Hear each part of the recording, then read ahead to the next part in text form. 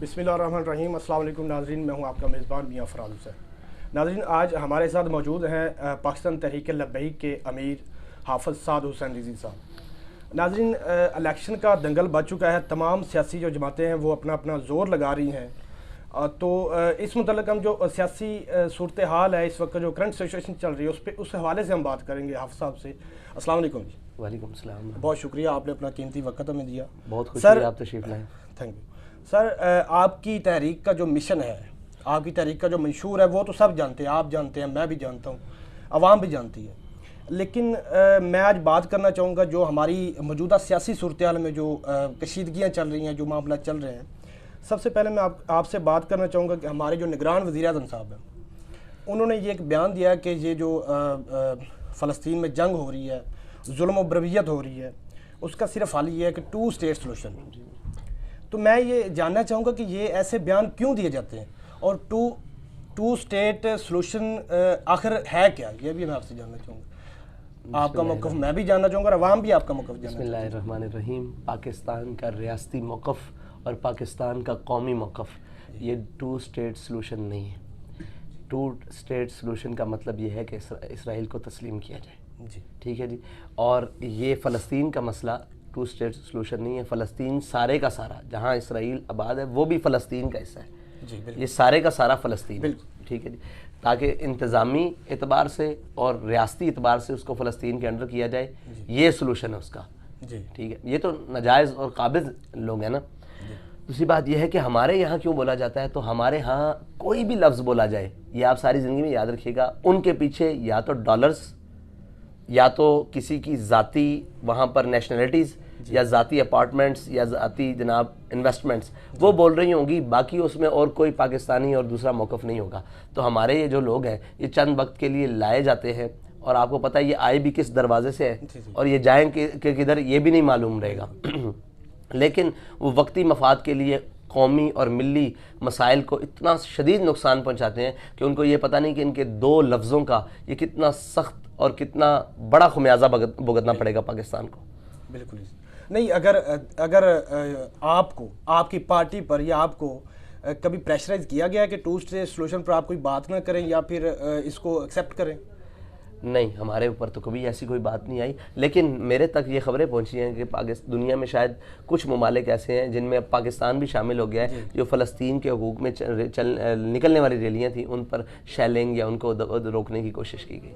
बहरहाल हमारे साथ ऐसा नहीं हुआ। आपके साथ ऐसा नहीं हुआ? ठीक है। अगर बाकायदा तौर पर इलेक्शन कमीशन की जानब से भी 8 फरवरी 2024 को इलेक्शन का जो है वो ऐलान कर दिया गया है, जो कि तासर अब ये दिया जा रहा है, सीनियर जो सहाफ़ी हैं या फिर कुछ सियासतदान हैं, तासर ये दे रहे हैं कि इलेक्शन जो है वो 8 फरवरी को नहीं होंगे। 8 फरवरी को अगर तो इलेक्शन नहीं होते तो आपका क्या रद्द-ए-अमल, क्या होना चाहिए इलेक्शन? या बिल्कुल होने चाहिए। क्यों नहीं होने चाहिए? इलेक्शन बिल्कुल होने चाहिए और इलेक्शन पाकिस्तान के आइन का वो जो है उसका जितनी भी इलेक्शन 90 रोज़ के अंदर हमारी ये मुतालबा भी है और इंशाल्लाह इसके ऊपर हम हमारी बातचीत भी चल रही है कि अगर ये इलेक्शन डिले करते हैं तो फिर हमारा रद्द-ए-अमल क्या आना चाहिए। क्या रद्द-ए-अमल होगा आपका? वो इंशाल्लाह मुशावरत के बाद आपके पास, अगर डिले होंगे तो फिर रद्द-ए-अमल का। आप समझते हैं कि ये जो इलेक्शन अगर मुलतवी करेंगे तो ये पाकिस्तान के जो अवाम है उसके हकूक़ पर डाका होगा? जी, जो अभी तक मुलतवी किए हैं वो भी डाका ही डल रहा है। हाफ़िज़ साहब, मैं एक बहुत अहम सवाल करना चाहता हूँ। इमरान खान साहब की हुकूमत पर आप पर बहुत क्रैकडाउन किया गया, तहरीक पर बहुत क्रैकडाउन किया गया, लाठियाँ बरसाई गई, शेलिंग की गई और आपको भी गिरफ्तार किया गया, गोलियाँ भी, आपको भी गिरफ्तार किया गया। आज जो मौजूदा सूरत हाल है, इमरान खान साहब की हुकूमत पर, जमात पर, उनकी जो पार्टी है उन पर भी क्रैकडाउन किया जा रहा है। क्या आप समझते हैं कि ऐसा होना चाहिए? देखिए, एक है मुकाफ़ात अमल जी, वो जो उन्होंने की बोया था वो काटना ज़रूर है। अगर मुझसे ये पूछेंगे कि होना चाहिए तो मैं ये कहूँगा जो कुछ 9 मई को हुआ वो भी नहीं होना चाहिए और जो उसके बाद हो रहा है वो भी गलत हो रहा है। जो 9 मई को हुआ वो शदीद तरीन गलत हुआ और जो अब हो रहा है वो, देखिए, गलती को गलती से नहीं धोया जा सकता जी, गलती को तसहीह से, और गलत गंदी चीज़ को गंदे पानी से धोएंगे वो मज़ीद गंदी हो सकती है, सुथरी नहीं हो सकती। जो पहले हुआ वो गलीज़ तरीन था, जो अब हो रहा है वो भी गलीज़। सही है, मतलब कि आप ये भी चाहते हैं कि पाकिस्तान तहरीक इंसाफ को इलेक्शन में जो वो ग्राउंड लेवल उसी तरह मिलना चाहिए जैसे तमाम सियासी जमातों को मिलना चाहिए। बिल्कुल, पाकिस्तान की हर सियासी जमात जो रजिस्टर्ड है और जो इलेक्शन में हिस्सा लेती है या लेना चाहती है, या पाकिस्तान के हर शहरी को आइन हुकूक देता है। यार मैं क्या चीज़ हूँ? आइन पाकिस्तान के हर शहरी को ये हक देता है कि वो जमात सियासी बना भी सकता है और उसको चला भी सकता है और वोट मांग भी सकता है वो अपने नज़रिए के मुताबिक, पाकिस्तान के आइन के मुताबिक। तो ये तो उनका आइनी हक है, इसमें मेरी राय की ज़रूरत ही नहीं है, ये आइनी हक, आइन देता है उनको हक। बिल्कुल बिल्कुल। आखिरी सवाल है क्योंकि टाइम भी शॉर्ट है, नमाज का टाइम भी होने वाला है, तो मैं पूछना चाहूँगा कि अगर आप इक़्तिदार में आते हैं, सबसे मसले तो पाकिस्तान में बहुत हैं, जो अदम सियासी सूरत हाल है, जो अदम माशी सूरत हाल है, लेकिन सबसे बड़ा मसला जो है वो इस वक्त पाकिस्तान में जो गरीब को 2 वक्त की रोटी से तंग है वो गरीब। आपके पास ऐसी क्या स्ट्रेटजी होगी, क्या ऐसी पॉलिसी होगी जिसके तहत आप ये जो अदम सूरत हाल पैदा हो चुकी इसको आप कैसे सॉल्व करेंगे? बड़ा कमाल सवाल है, इसका जवाब मैं सुबह भी सोच रहा था कि यार कितना मुश्किल काम है। देख लें दो आज मैंने आपसे सवाल जी मैं मुझे जवाब का वक्त दे। कितना मुश्किल काम है बंदों को 2 वक्त रोटी देना। यानी कि Pakistani Punjab text book board के पास इस्लामियात की किताब छापने के लिए पैसे नहीं है, लेकिन उन्होंने लाहौर के अंडर पासिस के लिए 8.5 अरब रुपए का बिल पास कर दिया। ठीक है जी, पाकिस्तान के छाबी बान और जनाब रेडी बान को रोटी नहीं मिल रही, लेकिन उन्होंने टाइलें लगाने के लिए 10-10 अरब रुपए के प्रोजेक्ट खोल दिए। तो भाई ये कौन सा तरीका है? रोटी तो मुश्किल है ही नहीं पाकिस्तानी के लिए। पाकिस्तान की सरजमीन आज भी इतनी जरखेज़ है कि पाकिस्तान की ज़मीन से पाकिस्तान का हर पाकिस्तानी को 2 वक्त की आराम से रोटी मुयसर हो सकती है। लेकिन अगर आपको आराम से रोटी दे दी गई तो आप अगला मुतालबा भी करेंगे, लिहाजा आपको 76 सालों से रोटी में फंसा के रखा हुआ है। पाकिस्तान की रियासती वसाइल और पाकिस्तान के अपने ख़ुदकार वसाइल और जो कुछ इसके अंदर है वो पाकिस्तानी को हर एक को 2 वक्त की बाइज़्ज़त रोटी दे सकती है। लेकिन बैनुल अक़वामी मुदाखलत वो सिर्फ वो नहीं है जो कहते हैं साइफ़र खाली नहीं है। IMF भी तो बैरूनी मुदाखलत है, आलमी बैंक भी तो बैरूनी मुदाखलत है, FATF भी तो बैरूनी मुदाखलत है। ये सारी मुदाखलतें ख़त्म होंगी तो हमारा कुछ बनेगा। और जनाब जो स्मगलिंग है चीज़ों की, उनके ऊपर जो बड़े बड़े मगरमच्छ बैठे हुए हैं उनको रोकना। पाकिस्तान के अंदर रोटी मसला नहीं है, पाकिस्तान के अंदर निज़ाम मसला है। निज़ाम दुरुस्त रोटी दे सकता है। अगर आप कहें इस निज़ाम के साथ और इस जुल्म के साथ, तो ये जो बाकी है ये भी छिन जाए, 1 वक्त की भी छिन जाएगी। और अभी भी ज़िल्लत से रोटी मुयसर है, इज़्ज़त से तो मुयसर नहीं है। देखें, हर शहरी का हुकूक है, दुनिया की कोई भी रियासत है उसका हर शहरी का हुकूक है कि उसके लिए 2 वक्त का खाना और उसके सर के ऊपर कोई साइबान, ये हर शहरी का बुनियादी हक है। और ये निज़ाम हर शहरी का बुनियादी हक सलब करता है और ये उनसे सलब करके सिर्फ चंद मखसूस अफराद तक तकसीम करता है। ठीक है, ये निज़ाम।